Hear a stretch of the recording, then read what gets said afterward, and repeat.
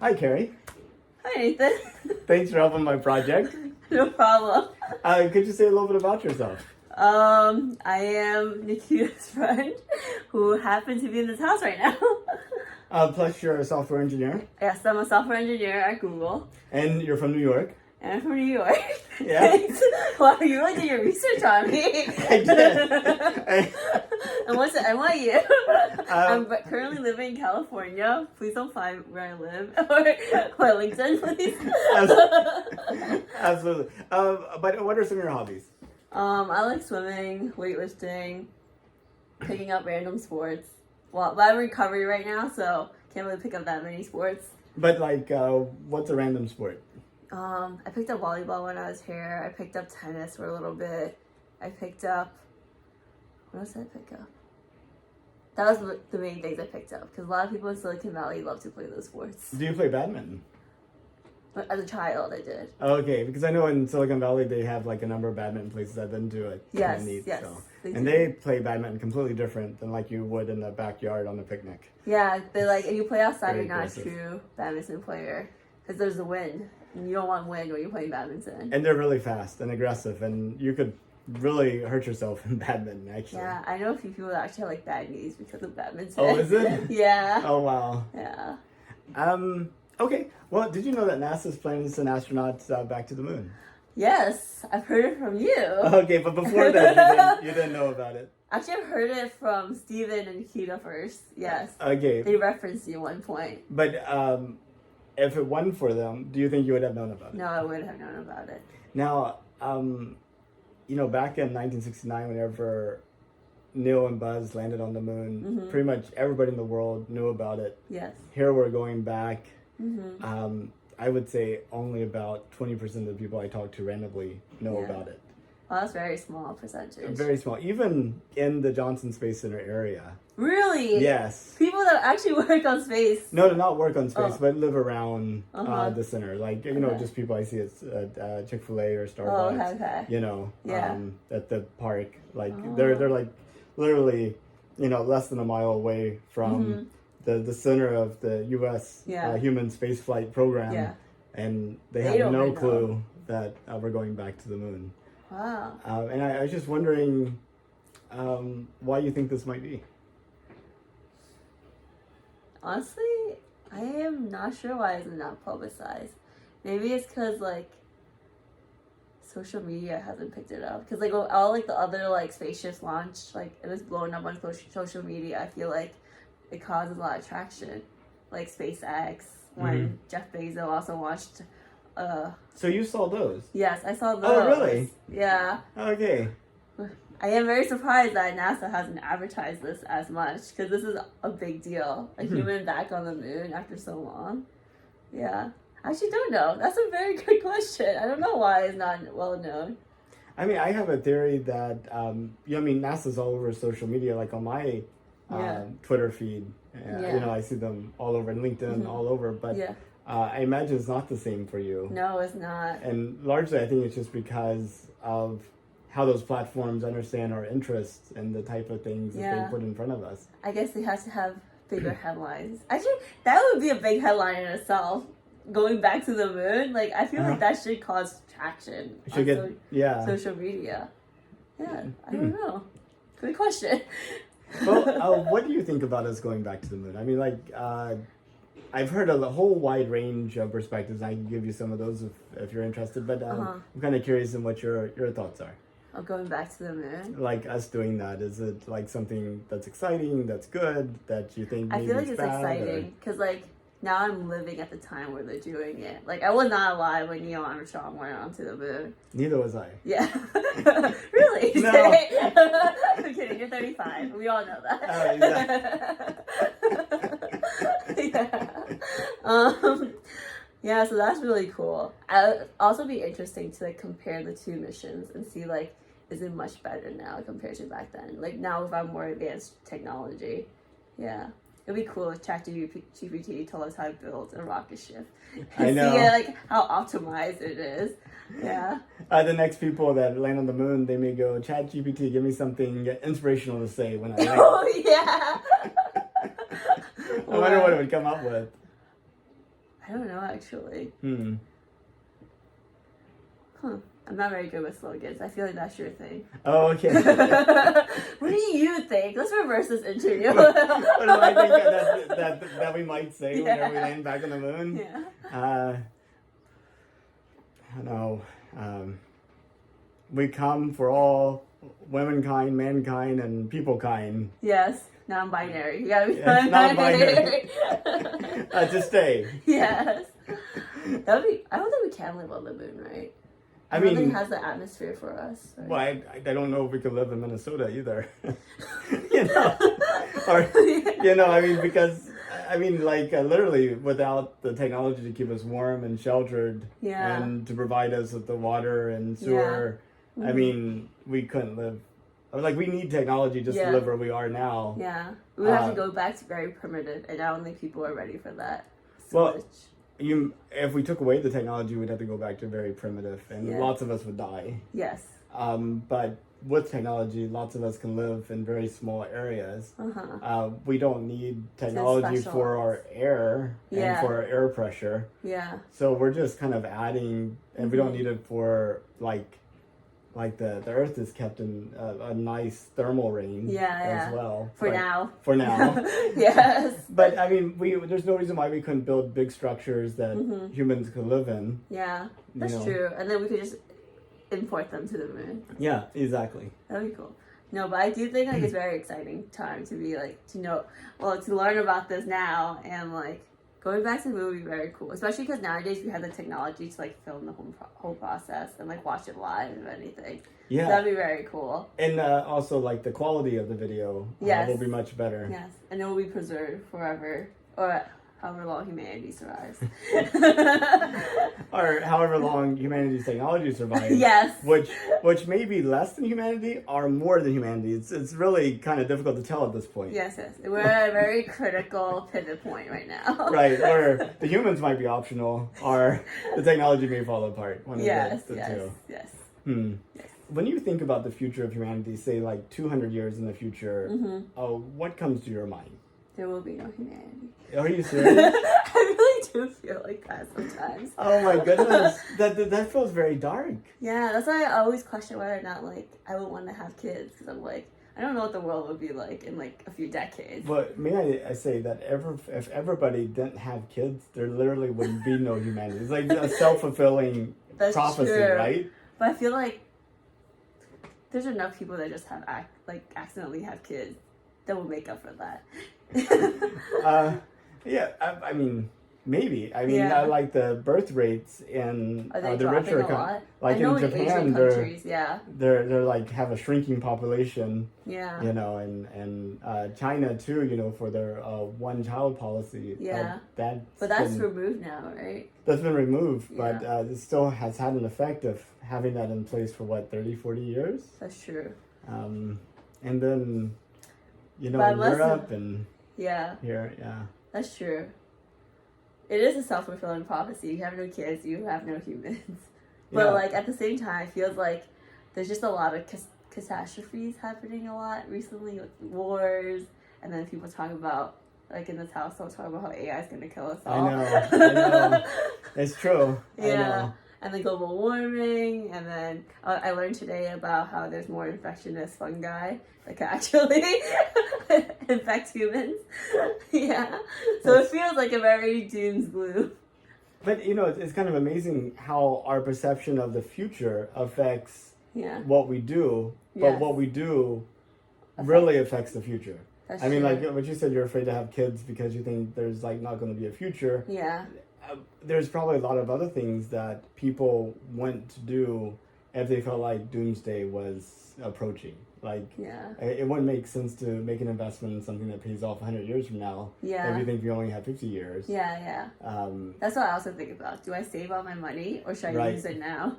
Exactly, yeah. So or should you go into debt because it doesn't matter? Or, stockpile toilet paper or whatever. Yes, let's go back to COVID times. We just got Japanese toilets and that took care of us. Oh, I see. Oh yeah, the bidets. Yeah, the bidets. Yeah, exactly. Yeah. Okay, what would it take for us to have a future? Okay, if you could construct any future you wanted, like forget about the trends that we're on, if you could make a future happen, yes, what would that future look like? I mean, what would be your ideal future for humanity in 200 years? Honestly, I feel like I'm a very simple person. So I kind of want humanity to be a little bit more simplified than the way it is. I feel like everything's getting a little bit more and more complex. Our systems in place are getting more complex, so like humans kind of feel like irrelevant. I kind of like maybe like going like obviously like when women have rights and stuff, but but like going back to a time like where we like live off the land and stuff like that. Like we're actually feel like we have more purpose in life than like just trying to earn money and then like live luxuriously. I feel like that's a lot of people's goals nowadays. But like just like live a simple life.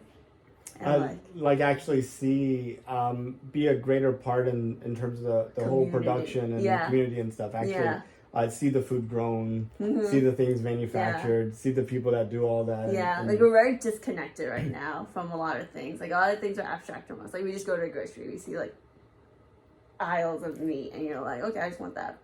And we have no idea about what it takes to get it. Yeah, we have all these labels, but like these labels don't really mean anything because like I've seen documentaries where like the government doesn't actually like care about like what these labels are, and like it's not always like actually certified properly. So it's like we're very disconnected from like the things that like feed us and everything.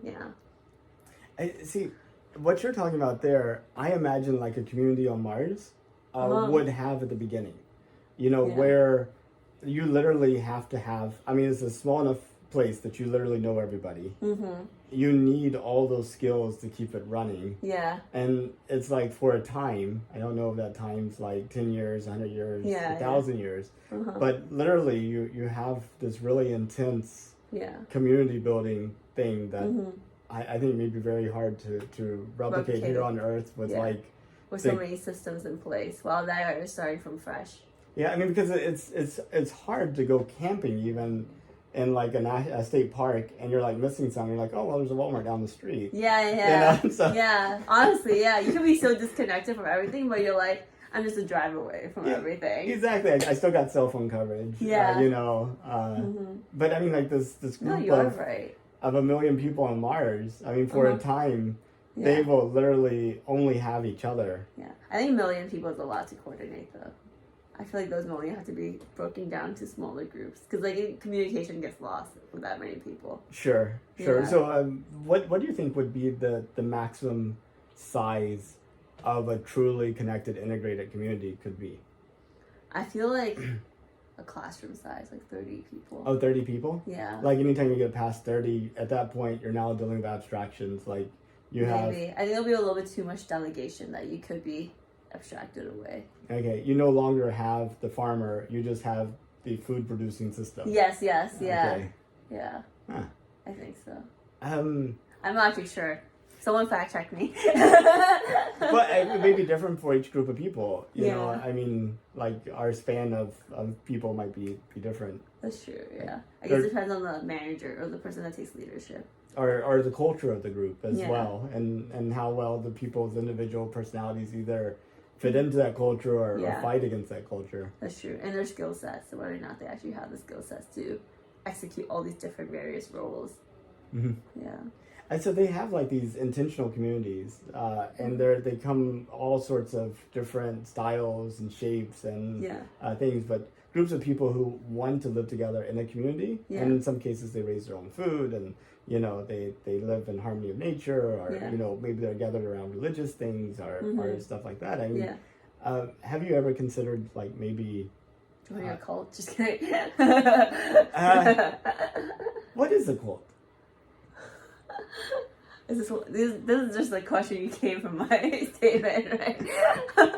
I would say that's funny. There is a podcast that's called "Is It a Cult?" Which is very is there? Yeah. Okay, There's like, is Trader Joe's customers a cult and stuff like that. It's very funny. But I would say a cult is a group of people one with a leader that they believe is like all powerful almost. And they don't really question it. And then a community that believes in that leader and some sort of almost like a policy or like set of rules that they all believe in, or set of learnings that they believe in. And they have such strong belief that like nothing really breaks it. Yeah, I would say those are inequalities. I haven't thought that deeply about what is it called in the spur of a moment. I haven't either. But yeah, no, I just we only got like your head. Oh, it's okay. There we go. Yeah, no, okay. What would you be willing to do to create the future that you want? What would I be willing to do to create the future that I want?